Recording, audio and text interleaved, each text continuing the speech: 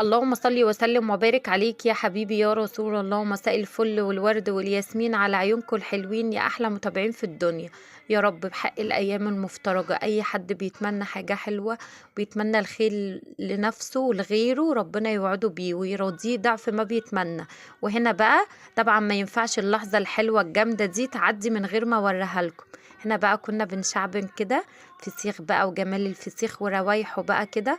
انا ان شاء الله هعمله، بس ما لحقتش اعمله الايام دي، هعمله ان شاء الله في رمضان وناكله على العيد. هكسره معاكم ان شاء الله في رمضان واوريكم الطريقه. وهنا بقى كنا احنا والحبايب، ربنا يا رب ما يقطع لنا. بجد كان اليوم حلو قوي. هنا بقى الفسيخ بقى وبطاطس وطماطم، وبصوا والذي منه اللي انتوا عارفينه بقى. بصوا بجد كان يوم حلو قوي واتبسطنا خالص.